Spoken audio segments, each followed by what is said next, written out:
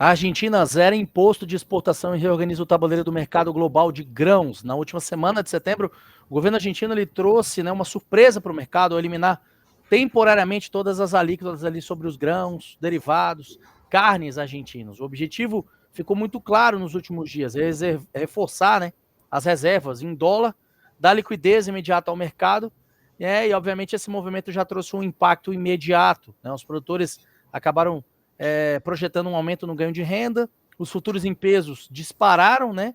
E a soja, milho e trigo argentino se tornaram muito mais competitivos no mercado global. Para entender melhor como essa decisão repercute dentro da Argentina, eu vou passar a palavra agora para minha colega Sol Baguro, que acompanha de perto essa dinâmica em Buenos Aires. Sol, é com você. Bom, Rafa, sim, como você já falou, aí essa eliminação temporária, né, dos impostos às exportações, que vai ser aplicada até o dia 31 de outubro, ou equivalente também à formalização de licenças de exportação por um valor de 7 milhões de dólares. De novo, o prazo tem que ser até o 31 de outubro. E em meio de tudo isso, estamos vendo aí que esse novo anúncio vai ter, e já está tendo, de fato, aí um impacto imediato no mercado, né? Por quê? Porque estamos falando de um aumento na renda para o produtor argentino, com ganhos para a soja, por exemplo, atingindo a 124 dólares por tonelada, ou para o milho 29,2 dólares por tonelada. Em termos gerais, estamos falando de um margem de 75 dólares para a soja e de 20 dólares para o milho argentino. Então, além disso, após o anúncio, os futuros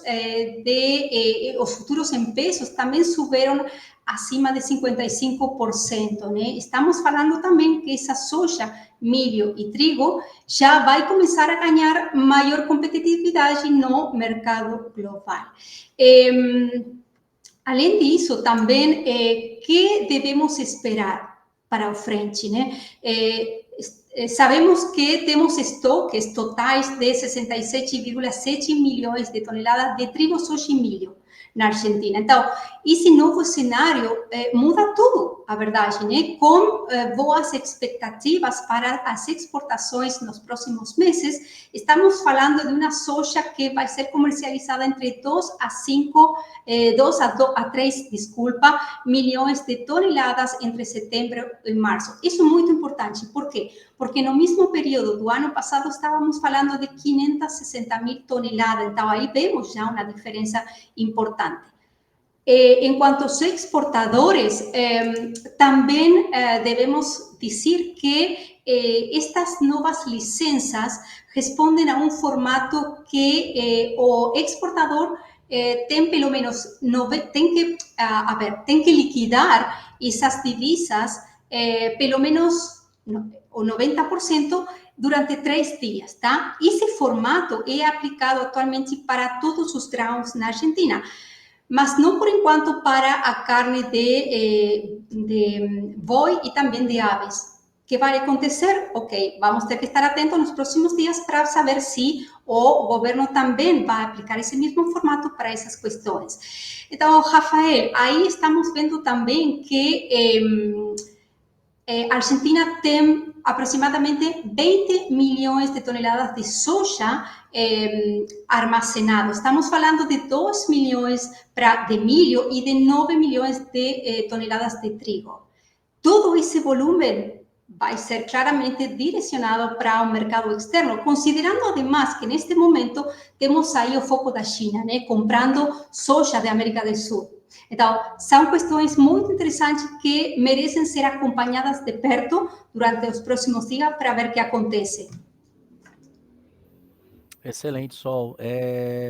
Vale ressaltar até que os 7 bilhões, né, que são colocados, pode até ser estendido esse programa, né? Pode ser aumentado aí para frente, né? Então, eu acho que todo esse cenário é justamente o que aumenta a pressão sobre o Brasil. Eu não vou nem falar dos Estados Unidos, que a gente já sabe que por conta de todo o conflito e as tarifas aí, a gente está vendo, né, uma ausência de compras no mercado norte-americano, principalmente falando de China, como você bem pontuou, mas por aqui pressiona o Brasil, né, tanto no ritmo de plantio da nova safra, quanto na disputa pelo mercado internacional de exportações, tá? Então, como está aí na tela já para vocês, né, o relógio por aqui já começou a contar, o plantio da safra 25-26 entra oficialmente em andamento, né? A soja, o avanço nacional ainda é tímido, apenas 0,6% contra 1% de média nos últimos 5 anos.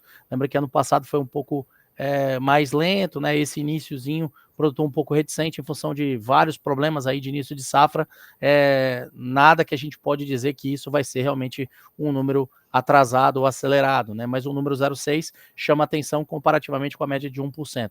O destaque, de fato, é o Paraná, onde o plantio já chegou a 3%, bem acima, né, do que a gente viu em outros anos, com plantas, inclusive, já emergidas ali, relatos ali no oeste do estado, tá? E no Mato Grosso, que também já se registra os primeiros trabalhos de campo, obviamente mais focado em áreas irrigadas, mas a gente tem, né, um avanço expressivo já, tá? No milho primeira safra, mostra um ritmo mais acelerado, obviamente, o Rio Grande do Sul, o maior produtor, já alcançou 66% da área plantada, puxando a média nacional, né, para cima de 20%, e a gente entende que, né, esse avanço deve continuar sendo favorecido nas próximas semanas, mas chama atenção em relação ao motor da safra, que é o clima, né? O clima, os mapas indicam o retorno das chuvas sendo como iminente, aí pensando principalmente o centro-oeste como um todo, mas você vê que a normalidade de chuvas, a gente traz em um mapa que traz o percentual, né, de normalidade em termos percentuais, você vê algum déficit até o final de setembro ainda presente, olhando para o sul do país, que recebeu recentemente bastante chuva, né? Então, Matopiba, o leste de São Paulo e Minas ainda enfrentam um certo atraso, obviamente, mas agora para frente pode, né, se ajustar em função dos ventos que chegaram, né, até alguns danos relatados em São Paulo e algumas chuvas aí. Bom, ponto-chave, o ritmo vai ditar os preços, se as chuvas se regularizarem e o plantio avançar rápido, a pressão tende a ser de baixa no curto prazo também, olhando para toda a perspectiva aqui do spot, tá? E se houver atrasos, o mercado volta a precificar o risco climático e os preços podem reagir para cima. Eu acho que para pontuar e finalizando, exportação, soja, 1,5 milhões de toneladas exportadas na última semana no Brasil, compromissos totais já somando 98,57, 9% acima do ano passado, embarque de setembro alcançando algo entre 7,75 a 8,25 milhões de toneladas, em linha com 2024, tá? E uma fila de embarques aí já somando 5,4 contra 4,10 no ano passado. E o milho, compromisso de exportação 23,16, 2,6% abaixo de 2024, e o USDA ainda projeta 43 milhões de toneladas, mas a gente vem trabalhando com 40 por questões logísticas e concorrência aí, obviamente, da Argentina, pode ser que seja menor essa nossa exportação. Para setembro, as exportações devem ficar entre 6,5 e 7,25. Bom, o resumo é claro, ritmo e o clima e exportações serão a engrenagem que vão ditar os preços no mercado nos próximos meses, não é isso, Sol? Isso, Rafa.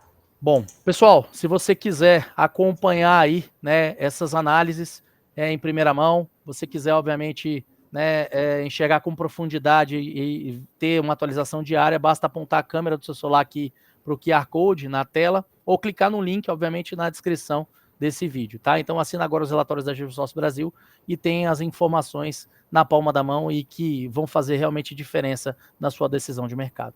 Forte abraço a todos. Obrigado, Sol. Obrigada, Rafa.